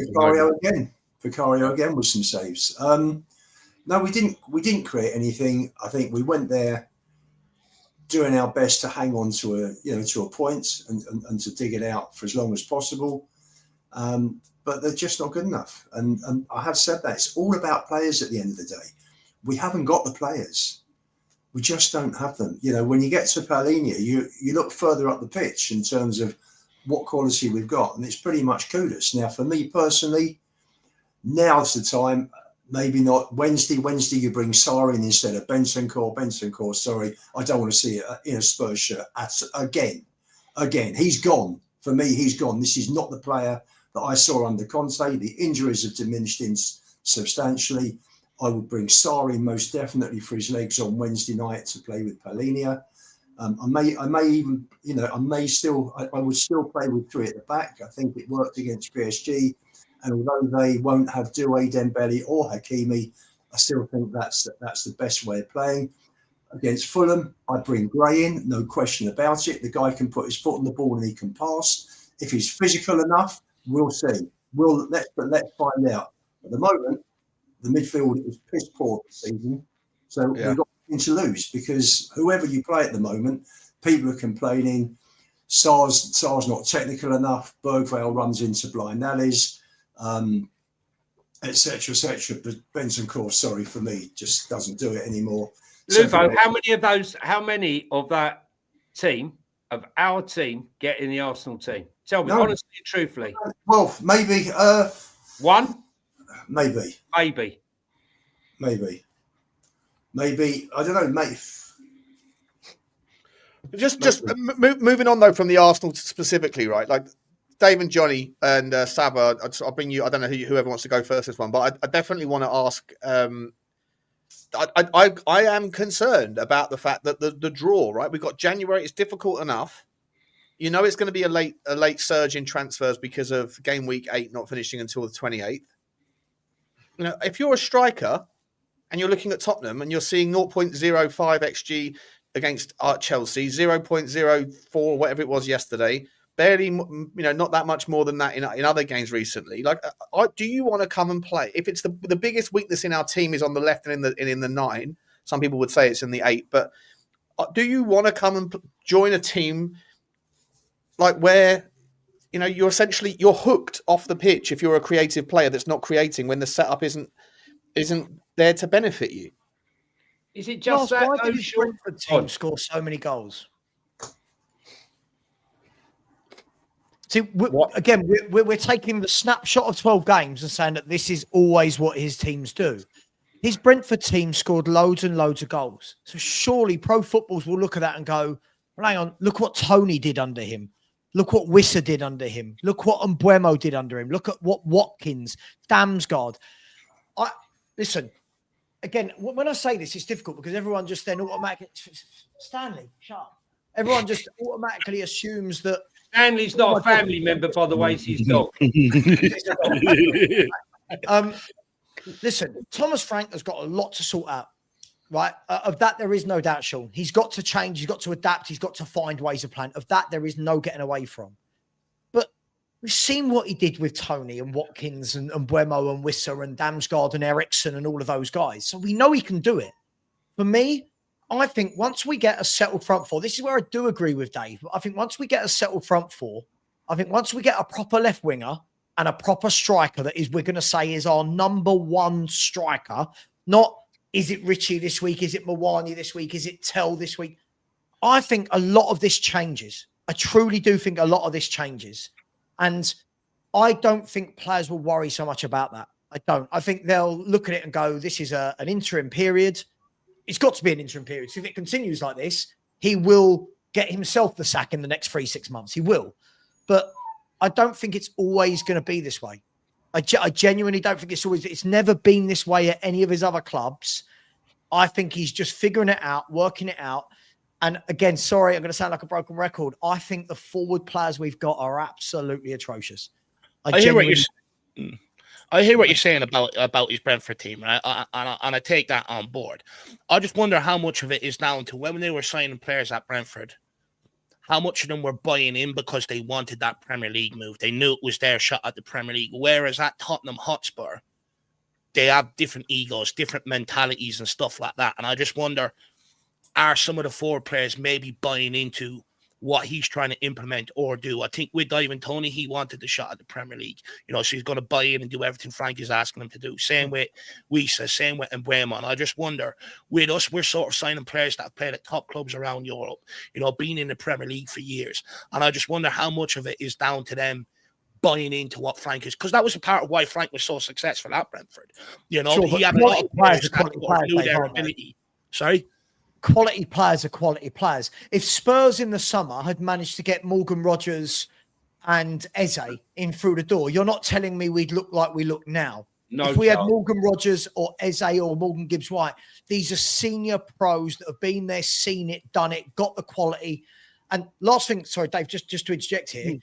For me, what I think we need to do is everyone we buy, we seem to buy lots of powder puff footballers. Lot of weak footballers. When I watch, I try to group us in with other clubs that are our level, right? There's no point me grouping us in with City and Arsenal and Liverpool. When I group us in with Newcastle and Villa, for example, I look at Newcastle's players. They are all big, physical, strong, technical footballers. I looked at Villa yesterday. Tielemans, Kamara, McGinn, Morgan Rogers. They're all powerful. I then look at us and I go, Johnson, Tel, Richie, Odegaard, Sarr, Berghvall, great. It all looks young and flimsy. And I think once you change that, I think we look very different. And that's why I don't want to see any more. I don't want to see any more skinny little kids coming into the team. I don't want to see any more. In 3 years, they're going to be brilliant. Go and get proven. Go and get Ivan Toney. Go and get Morgan Rogers. Go and get Morgan Gibbs-White. Get these men. Get an Adam Wharton. Get men. Physically imposing men. But listen, Xavi was our 5th choice. Wasn't our first choice. Wasn't our second choice. Listen, Eze was our 3rd choice. Wasn't even our first or second choice. Who was our first choice? Well, you know who they were. Morgan Gibbs-White was our first choice. Yeah, so who was number 2 then? Morgan Gibbs-White and Morgan Rogers, Morgan Gibbs-White, then Eze, then who else was there? And then Simmons. And Simmons only came by chance. I've got to say, though, having watched Brentford and Thomas Frank since the Championship, I remember when they sold Ollie Watkins because he'd nurtured Ollie Watkins and he was really smashing it.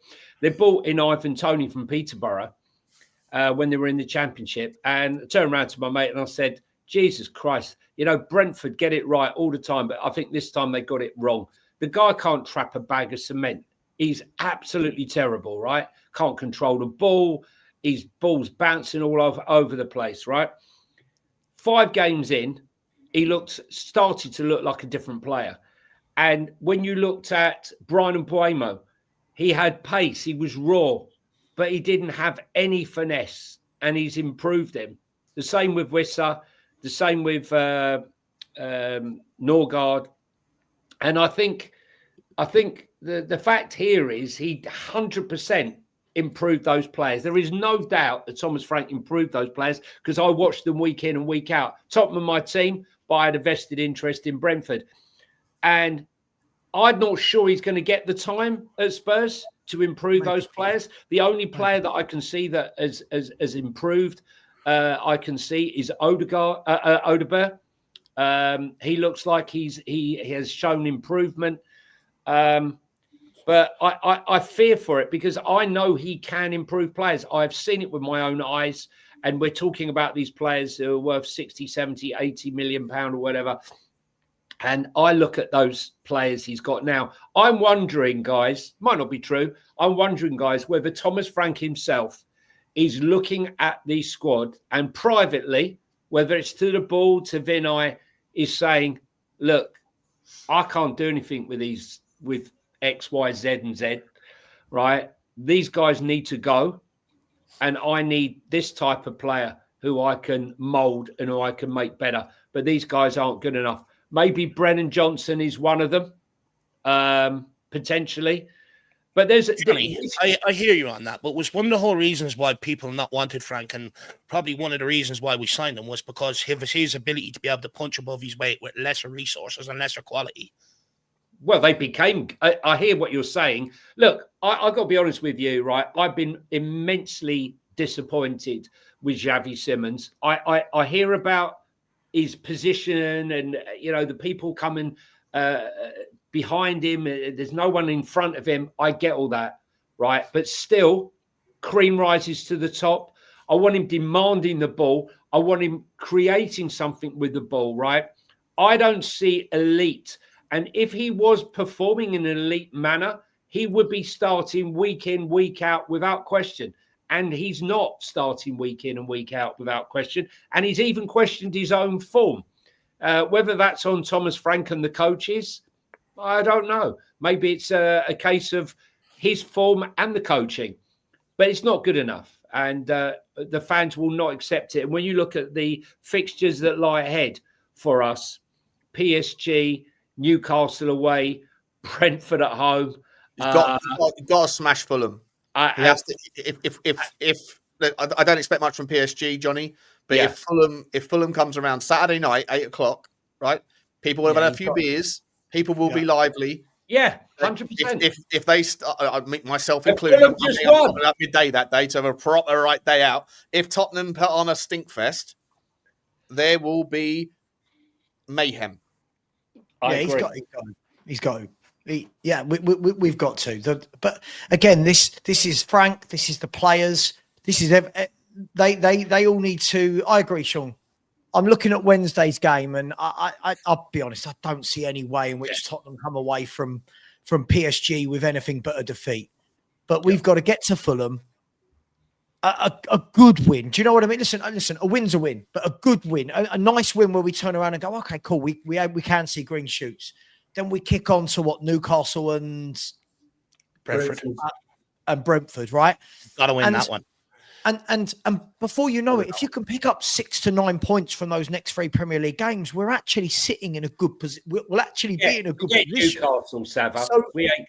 No, sure. That's what I'm saying. I think if you can get the 6 points from the 2 home games, and you take a draw, or let's be fair, Newcastle are bloody strong at home. And again, I expect Joe Linton, Guimaraes, and Tonali to absolutely boss us because they are.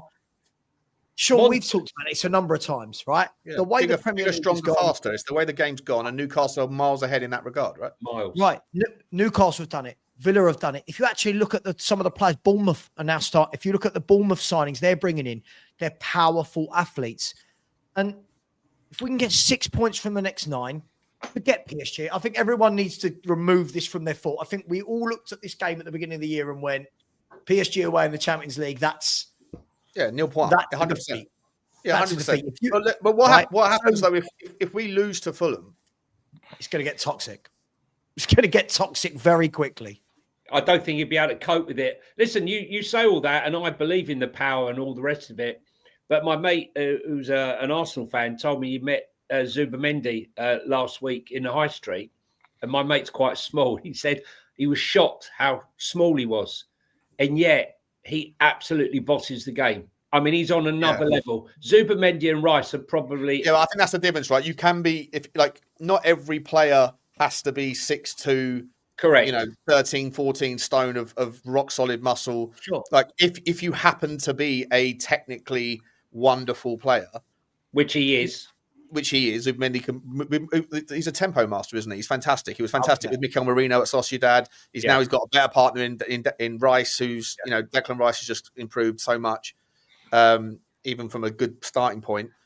So you don't not every single player in your team has to be a giant and has to be 11 seconds in 100 meters, but it's definitely a trend and a theme. And when you're doing that, when you have the bigger, stronger, faster in the majority of teams, and they're all doing the man-to-man press as well in the middle of the park, there's only a few ways you can get around that. You either win your physical duels, which Tottenham used to be able to do at the start of the season, but now suddenly don't, or you play around them technically, or you draw players out of position, like what Maddison used to do, come real deep in a man-to-man, and the 10 or whoever it was, the 6 would follow him and draw him out of position, and then you'd bang the ball long into the space, right? But again, we don't have the options to really do that. Can I ask you a question? And obviously, for everyone on the panel, and please take this the way it's intended, would possibly the best thing for Spurs to actually happen to this club is to not make it out of the Champions League table and go to 1 game a week? Because one of the things I'm definitely seeing is that this squad for me is not ready to play 2 games a week, and just it doesn't have the depth to rotate and cope. It would only likely be 2 additional games, right? Like I hear the point around if you finish 9th to 24th, and then you've got to play 2 additional games in the playoffs. To then, if you get past that, then play an additional 2 games. We're not going to win the Champions League. So even if you finish 1st to 8th, and then you're going to get to the last 16, and you're probably going to get a monster in that output. It's not like you're playing 2 games a week all the way into the end of the season, is it? Unless and the FA Cup gets their own dedicated weekends as well. So if you get a tricky tie in the 3rd or 4th round, and you're out of that cup, you get a breather there as well. Sava's right. Sava's right. Sava, you're just going to say you're right, Sava, because you if you remember, how many times did Ange say the squad's not strong enough to compete in the Europa League, in the league? And now we're trying to say that this squad is good enough to compete in the Champions League, in the league. But the thing is, Johnny, this isn't hindsight. I mean, I said this all summer. I'm truly concerned with this squad because people are going on about we signed 4 first-team players. I think we signed 2 first-team players and then panicked for 2, right? But what my worry was, Johnny, was this squad. If you look at it, if Kudus is taking Son's place, essentially Simmons is taking Maddison because he's out for a season. Right? Paulinho is the addition in DM, and then Mawani, I don't even know, right? Essentially, what you've done is replace. We've not actually added. Do you know what I mean, Johnny? Like, we've not actually gone, right, this is the squad. Let's go and add 3 or 4 really top quality players on top of what we've already got to go and build out a squad. What we've done is we've kind of replaced, leaving ourselves with the same numbers and the same level, if you want, the same level of quality that we had for the Europa. So I understand the argument, in terms of going out of Europe, and I think it'll certainly benefit Thomas Frank, because he can then implement his ideas and get his game plans across like he did at Brentford. He had a lot more time at Brentford, 6 or 7 days on the training ground between each game to sort of implement it and drill it into the team and stuff. And look, it might actually help us, get a European place out of the league this season if we were to go out of it. But where I get a little bit concerned is last year, so many people said this squad is better than what it's showing. This squad is better. With a better manager, we'll get more out of this squad. And now this season, we're sort of giving Frank the pass by going, this squad isn't good enough. Now, I agree. I think there's a lot of work to do on this squad. And yeah, we could be a lot more ambitious in the transfer market. But then if we're saying that about Frank, then does that not mean he's not doing the job that he was intended to brought in to do? Well, we're not 17th with 22 defeats yet, are we? I mean, if we get to that stage, if we get to that stage, Dave, I will be exactly the same as I was with Ange, and I will want him out. But this isn't an Ange thing, by the way. I'm not going back on Ange. I'm just saying last year, everyone was saying this squad is better than what it's showing out there, and that another manager will come in and get the best out of it. And now we're sort of reverting back to this squad isn't good enough. And I agree with you. I think there's still a lot of work to do in the squads. But then does that mean Frank isn't doing the job that he's brought in intended to? Because at the end of the day, Frank was brought in because he's able to punch at Brentford. He was able to punch above his weight with lesser resources and less quality. And do you know what we're seeing? Could it not be that this is as good as it gets, though, Dave? Like if we're going to be brutally honest, right? When we're talking about the different managers coming in, who it might be, I truly believe, just my opinion, I've got no way of knowing this. You haven't, I haven't, Lubo, no one knows. Any manager could come in. We might see an upturn in style, right? But we've got no way of knowing. Iriola could come into this football club with his different style, and in the next 12 games, we've won 5, drawn 3, lost 4, whatever we've done at the moment. And it could be absolutely identical. Because I think there is a limit to what these players are capable of. These players are not this squad. If anyone got top 4 with this squad, I would give them 5 statues outside the ground, because this squad is so far off Chelsea, Arsenal, Man City, Liverpool. I think this squad is even miles off. Sorry, I'm going to say it. Sean's going to laugh at me and mock me here. I think this squad is miles off Aston Villa, right? I think we've got 5 or 6 good players. After that, I'm really scratching around going, I don't know who these players are that fans think will take us to that next level. Our defense is, everyone's pretty happy with our defense, right? I mean, people will question Vicario occasionally, but Vicario's kept us in a lot of games, right? But we like our centre halves. Most people are okay. Most people aren't suggesting that we need a better left back than what we have. Maybe we need a depth in that position. I am.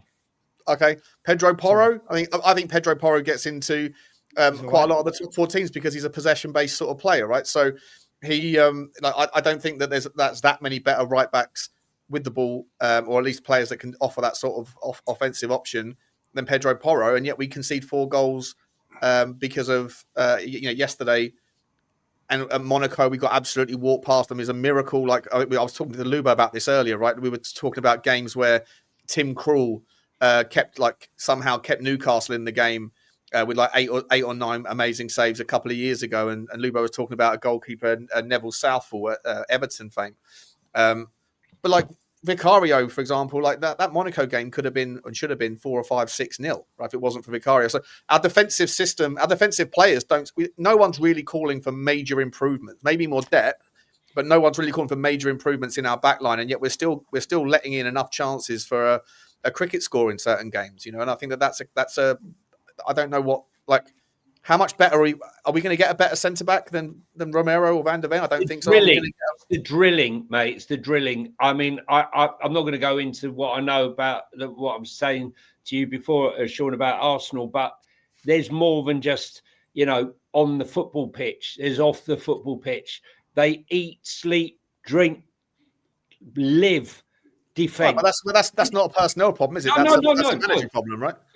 Correct. And I don't believe, probably with the right coaching, if you took Micky van der Ven to Arsenal, I think he'd be a better player than what he is at Spurs right now, and maybe the same for Romero.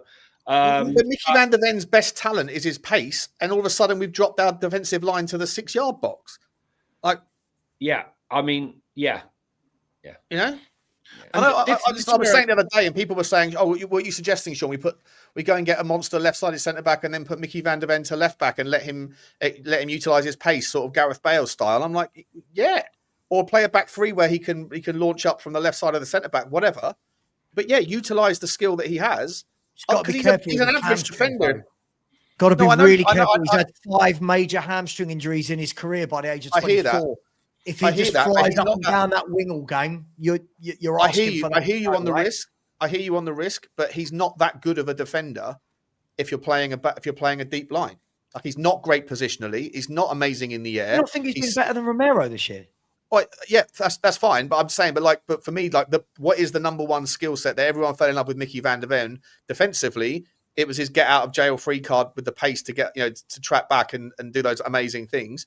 And some of the things that he's done with the ball, running forward, breaking the line against Manchester United, putting it across to backdoor Johnson, doing the goal against Copenhagen. He did it for Holland recently. He's tried it a few times. When he gets picked off, it's a risk, and it's a problem. But if he carries on doing it, I'm just saying that if you take away his pace, and I think he's an okay defender. I don't think he's a sensational defender. Best player, Sean. I don't think he is an okay defender. I think he's been our best player, mate. I think if you take him out of that centre back pairing right now, I think you're asking for big. I think he has been the most improved under. I'm not saying. Sorry, I'm missing the point. I'm not saying that he's not our best player, or arguably whatever. And that's a debate maybe for another time. But I'm just saying that we are not utilising his core asset, which is his pace, by dropping the line to the 6-yard box. Yeah. I do think it allows you to push that. Cheers, Johnny. Appreciate you, mate. Guys, thanks, see you later. Lugo, see you later. Sava, Dave, take Johnny, quickly. Johnny, you going to Paris? Am I going to Paris? No, thank God. I have to do something here. Could you imagine the pain? I accept to the misery to everyone. Condolences to all that are going. I hope you shock everybody. But this is the one time I have absolutely zero FOMO that I'm not going to Paris to be spat at and abused by them fans and watch us get trounced. But guys, have a good one. See you all. Johnny, see you at 4. Come on, mate. Sorry, Dave, I interrupted you there, mate. Just say goodbye to Johnny. I was going to say, I think that's the thing with Micky van der Ven. It does allow you to push that line higher. And I think where Frank is at, I do think he needs to start getting back to what we done earlier on in the season. And the thing is, he's shown he can play this aggressive game. He can play this. Look what we done to Man City. Granted, in transition, maybe the opportunity was there, to take Sava's point. Maybe we are playing 2 games a week now. Maybe you have to drop that intensity a little. But I just feel right now, if we keep playing the way we're playing, with no real plan in possession to get out or get forward, like against Arsenal, right? I take the quality of Richalison and stuff like that. But it didn't seem like to me there was any game plan to really get out and relieve the pressure, or any targets any areas that we were trying to target where we thought we'd be able to get out and get some joy and stuff like that. And I think if this continues, I think naturally Frank's the whole Frank thing is going to run its course. We're at the point now where Frank, he's come in, he's sort of copy and pasted what he's done at Brentford. It's helped us a little. Now he has to show something different in terms of being a bit braver. In terms of the way he sets up, the way he goes for teams. We've got Fulham coming up, Newcastle away coming up. We've got Brentford coming up. We've got Nottingham Forest away coming up. Liverpool coming up. I think these next run of games, I think he's got to take some points from them, because if he doesn't, and we keep coming out with low XG, and he keeps coming into press conferences, glazing the opposition, telling them how great they are and stuff like that, I don't think it's going to wash with Spurs fans, and naturally you're going to see more and more Spurs fans get pissed off with it. Like, for instance, heading into North London Derby yesterday, I knew it was an uphill battle. I never put it on them as a must-win and stuff like that. I wanted the bare minimum. I wanted a better performance than what we put in against Chelsea. Sure. It's all I asked for. Show a bit of heart, a bit of fight, you know, and try and force some Arsenal into some mistakes where we can. We just didn't do that. And that's where I think Thomas Frank lost a lot of people yesterday, because it was clear to them that we went to the Emirates with so much fear. And if you're already going there with fear, 9 times out of 10, you're already accepting that you're going to lose. And I don't think, you know, when you look at our club motto, to dare is to do, and everything else, and, you know, some of the managers we had in the past and some of the football they've played in the past, Spurs fans want to see that. When you look at some of the pragmatic managers that we hired, the soon as results drop off, fans want them gone immediately. They will not tolerate sitting off the opposition, not laying a glove on them and stuff like that. I take the account of the squad and some of the quality issues. But we have more than what we're showing right now, in my opinion. And I think this is where Thomas Frank needs to adjust slightly. Yeah, I agree. Do we think he's keeping the seat warm for Poch for next season? I think, look, there's that fair argument, right? I think, look, many people were asking for Poch when we sacked Ange Postecoglou, but the reality is he was never walking away from that USA job with the World Cup being there. The amount of money, everything else, exposure he's going to get, you know, he was never, ever walking away from that. And to be honest, it was probably in the clause that he signed that he was going to be there for the World Cup in America. Others, they probably wouldn't have brought him in knowing that he would be a manager that would be highly sought after at club level. So I think there's that opportunity to bring back Poch. However, has Poch really sort of been the same guy since he's left Tottenham Hotspur in that regard? I'm not quite so sure. And to be honest, the second coming is never, ever as good as the first. It's almost always a letdown because you've set the bar so high to come back in and try and achieve that again. For instance, Gareth Bale was one of them. Brilliant first time around, came back older, didn't quite have the legs, you know, and stuff. Although he was good second time round, it never really hit the heights of the first time around. And that's where I worry about bringing someone like Pochettino back. Don't you think with Poch, I mean, it's interesting, right? Like, if right now someone said, again, as I said, if Frank goes and a new manager comes in, cool, we get behind them, whatever. I think the thing is, like you said, Dave, everyone would just be thinking that what he did the first time, he's going to automatically do the second time. And what he did the first time was he really upskilled Walker, Rose, Dembele, brought in out of Vicario, Ali, Kane, Eriksson. Those players aren't there this time. Now, could he do that with some of the other players? I don't know. I feel that it would be the ultimate PR exercise to bring back Poch. I don't actually think it would show any forward thinking from the club at all with any actual plan. I think what this would be another ENIC special in how to pacify an angry fan base and say, don't look at what's going on over there because there's a magic trick going on over here. If you look at it, Dave, right, you think about it. They sacked Poch and the magic trick was Jose Mourinho is one of the greatest managers of the last 2 decades. Ta-da! Right? They got rid of Jose Mourinho, all right? Failed with Nuno and went, don't look over there. Conte's available. And everyone went, yes. They're very good at that. I just don't use the manager as the shield, right, to protect themselves. I just, listen, I'll say it, and this is one thing. I don't agree with Stel on loads of things, but this is one thing Stel and I do agree on. I don't think it matters who is the manager of this football club. I don't think it matters which players we sign, right, if we don't do everything joined up.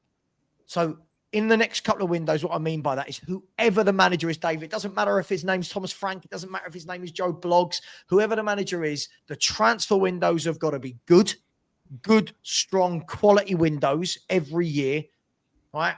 The players leaving need to be short, sharp, decisive, ruthless. None of this, but Johnson scored a goal in a fight. No, someone's coming for 25 minutes. See you later, mate. Get out.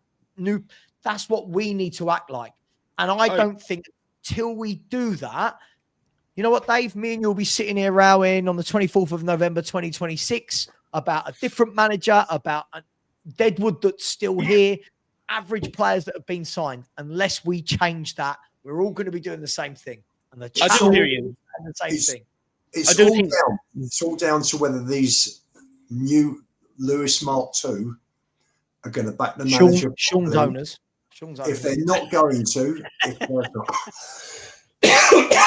if they're not going to do it, if they're not going to back them properly, then they may as well sell the club.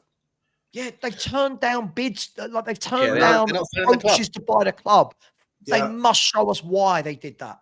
They must. Yeah. Where I don't do agree care with if you it's Frank.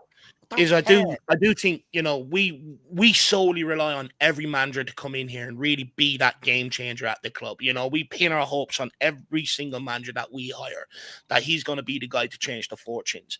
But the reality is there needs to be a culture bred inside the club that everything is done with a purpose for a certain outcome, which is trying to achieve trophies and stuff like that. And I think that's where we've gone wrong inside. For instance, the latest one, if we offer Bissouma a new contract for the likes of a resale value, we're just continuing on the same mistakes we've done in years gone by. With someone like Bissouma, there is a perfect example there, because the reality is he was available in the summer. If someone was going to buy him, they would have brought him in the summer. You know, so I don't understand adding. I know I know it's only going to be an extra year to try and extract some resale value, but the reality is he doesn't pass the no dickhead culture of Thomas Frank. So by offering someone like Bissouma a contract, because at the end of the day, you can't alienate him from the team. So he's going to be in and around Spurs Lodge. He's going to be in and around players. And, you know, when you got a player that knows he's not playing, and, you know, like Ndombele, he brings players with him. You know, players start hanging around with him and stuff, and then he can start saying what he wants to say and getting into them. And I think, you know, they would really be helping Thomas Frank if they didn't offer Bissouma that extra year, cut him, and sort of sent out that message that we're here to be serious. You know, we're not here for any other ulterior motive, but to try and be the most successful team we can be on the pitch. Like when I see James Maddison's video and I see Brennan Johnson popping up behind windows, pulling faces, my first instinct, okay, you're shit. Should you not be out on the training pitch, practicing, beating your man, crossing the ball, shooting from outside the box, you know, instead of jumping up behind a player who's recovering? And I think this is a huge problem at Tottenham Hotspur. When I see some of the stuff Maddison has put out, there doesn't seem to be that real serious culture within and around Tottenham Hotspur. It feels like people are just having a great time. That's fine. But then we wonder why we don't sit here and win anything. And I think that's the biggest thing that needs to change inside. Because when you look at the City documentaries that come out, you see the intensity of the training. You see all the players sort of. Now, of course, that could come down to how it's edited. I'm not naive to know that. But the culture and the thing that they put out there through the editing and stuff looks far more serious than what we put out there. Dave, it's got to come from the top, the very top. That's where it's got to come but it's not from. the very top that's identifying the players, is it? Let's be honest. Whether it was Daniel Levy, Joe Lewis, Vivian, Charlie, whoever, it wasn't Daniel Levy that selected Richarlison. Sean, a really serious attitude to being successful. That's what we need. Yeah. We've never had it. Never had it with Joe Lewis. Never had it with Daniel Levy. If the kids haven't got it, as I said, set up. Bring in, let people buy the club. They don't give a fuck what you think, Lubo, or what I think. Or anyone else like that. All they care about is, you know, am I going to get 5 billion for this club in 10 years' time, and am I going to make an extra half a billion in the property thing along the way? And like they'll sell when they want to. It's their, as you said earlier to me, mate. It's their club, and we're just. They don't seem like they want to sell, though, do they? They seem like they genuinely want to take this forward as a family. You hope so. You do hope so. But they've got to show that, haven't they? They've got to show that, and I think that's got to start with. As I said, I'm going to go back on something I've always said. I've always said January is a tough one to show it, but I think this is. If ever there was a window where they could show, do you know what? Yeah, this is a tough time of the year, but hey, look what we've been working on in the background. Yeah, this January really could. It could be one signing, one loan, but go and show us that. Look, this is what we want to do. And then you give a manager nowhere to hide, right? I would love, and again, insert name of manager, Ange, Postecoglou, Frank, Poch, whoever. I would love for no manager to have anywhere to hide. Like right now, if you look at Arteta at Arsenal, you look at Slot at Liverpool, these guys have got no, like, but so-and-so's injured, or, we didn't buy a strike. Right, these guys, you're going, fuck me, look at your squad. You've been backed. You've been backed. You have been backed.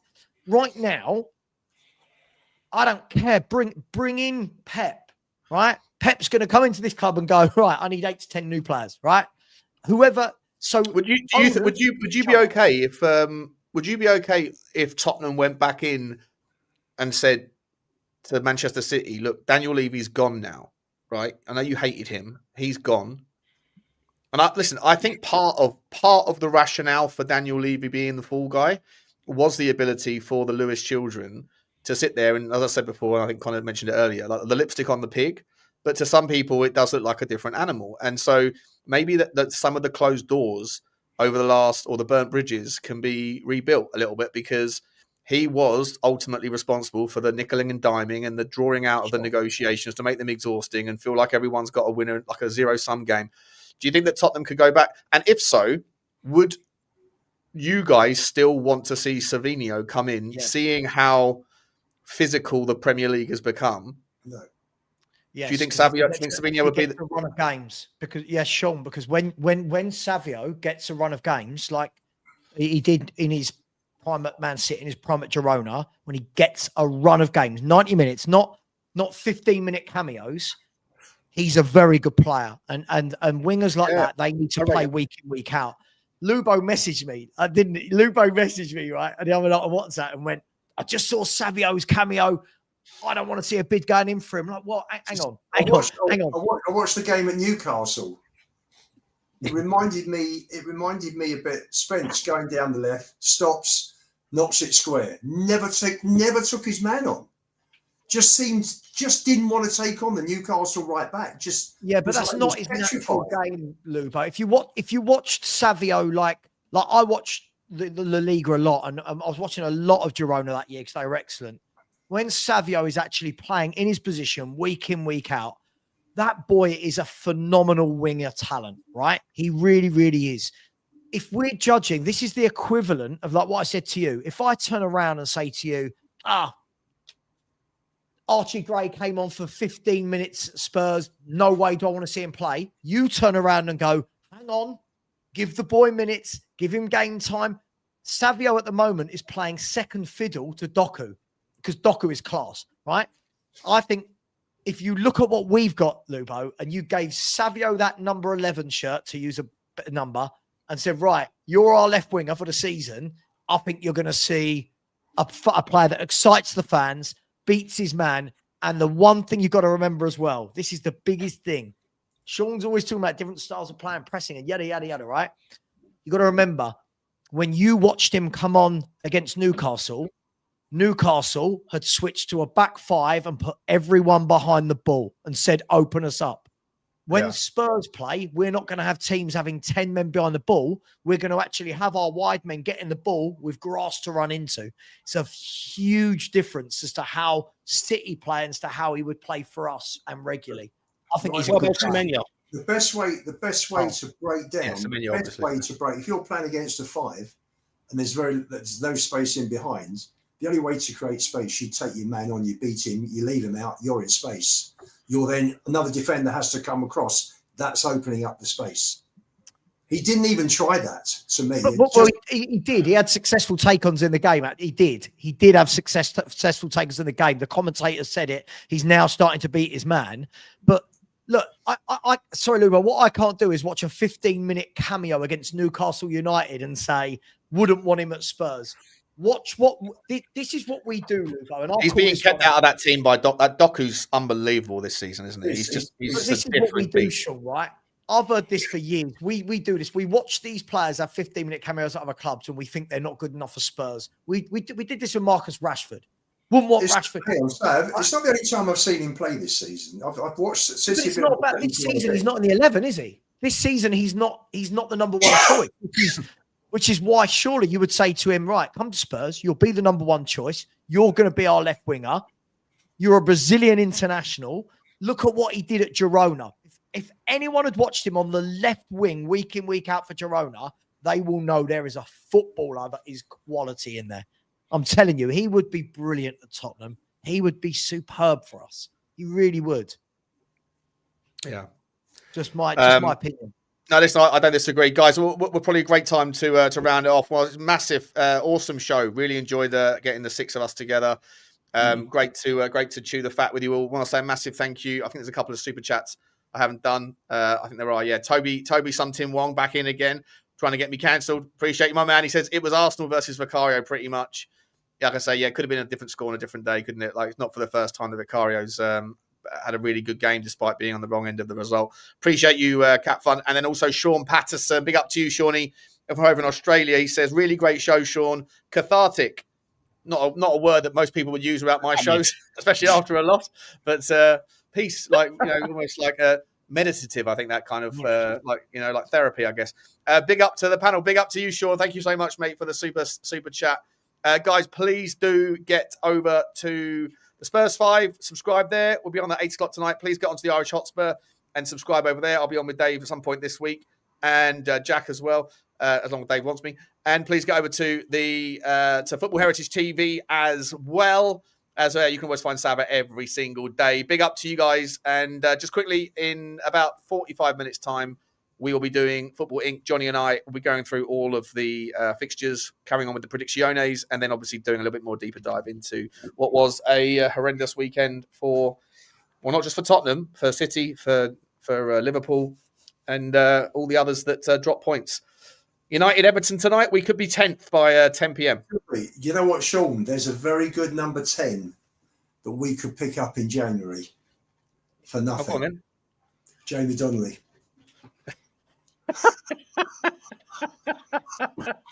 Jamie Donnelly in the 10, Archie Gray in the 8, and we're back, baby. We're back. We're back. Lubo's trying to turn us into a League One team.